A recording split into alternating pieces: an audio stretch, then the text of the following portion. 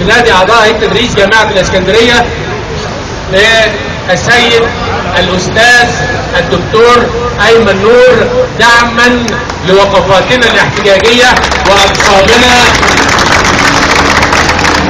فاليوم نرحب به باسمنا جميعا، فليتفضل. السلام عليكم ورحمة الله وبركاته.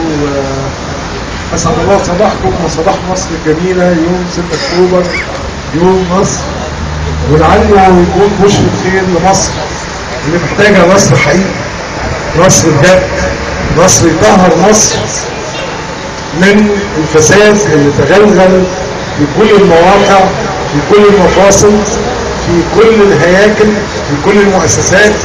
مصر تشربت فساد 30 سنة.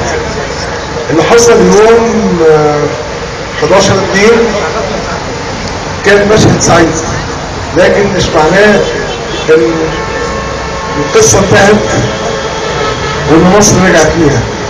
مصر محتاجة وقت كبير عشان ترجع لأهلها وترجع لأصحابها.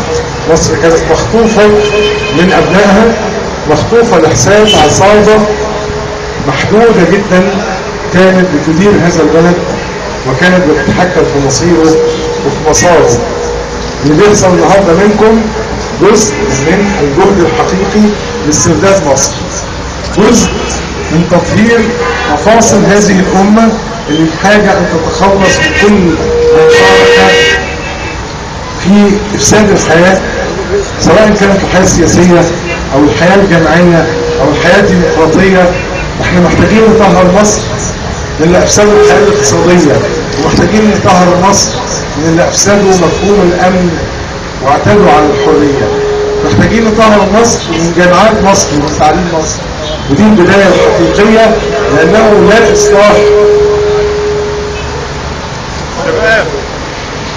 إصلاح الأمة دون إصلاح لحالة مؤسساتها التعليمية وإدارة فكرة التعليم على أسس ديمقراطية. ما زال كأسهم في الرأس، وما زالوا يتصوروا أننا نستطيع أن ننسى أدوار مشبوهة، نستطيع أن ننسى أشخاص مشبوهة، نستطيع أن ننسى طرق ومنطق مشبوه في الإدارة. أنا جاي النهارده باعتباري مواطن ربع سكندري، جاي أتضامن مع جامعتي اللي أنا ما كنتش طالب فيها، لكن كل أساتذتي في جامعة المنصورة كانوا من جامعة الإسكندرية، وكل اللي اتعلمنا على ايديهم كانوا من اساتذه جامعه الاسكندريه.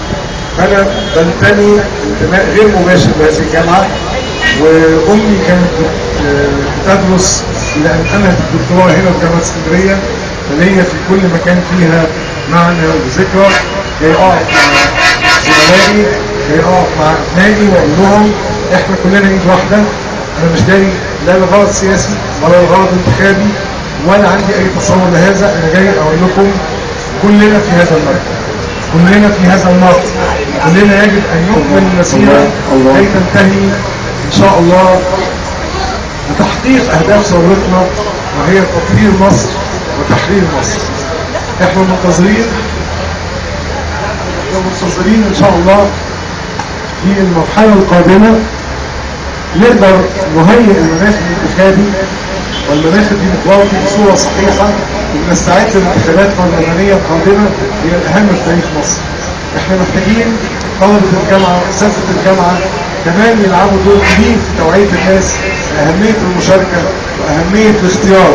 مش عايزين نرجع نختار في النور الوطني تاني، مش عايزين أي أشكال علينا منها وما زال تأسهم في رؤوسنا، وهنرجع نغلط نفس الغلطة ونبقي عليهم أو نرجعهم بشكل أو بآخر.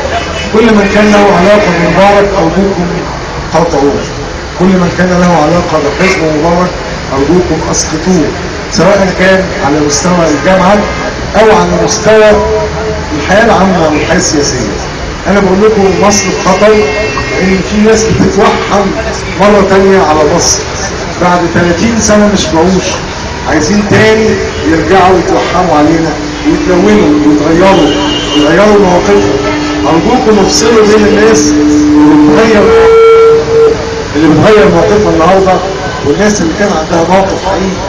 جايز اساتذه الجامعه اللي كان عندهم موقف حقيقي هم اللي يتصدوا للنشر الاصلاح. مش ممكن اللي بيصلحوا هم اللي افسدوا، واللي افسدوا هم اللي بيصلحوا. مش ممكن تبقى لغز غير مقبول وغير مقبول. في النهايه انا بقول لكم احنا بنؤمن ايمان يقين ان مصر مش هترجع لورا ابدا تاني. فكره عوده الفنون باشكالها المختلفه انا بعتقد انها فكره مستحيله.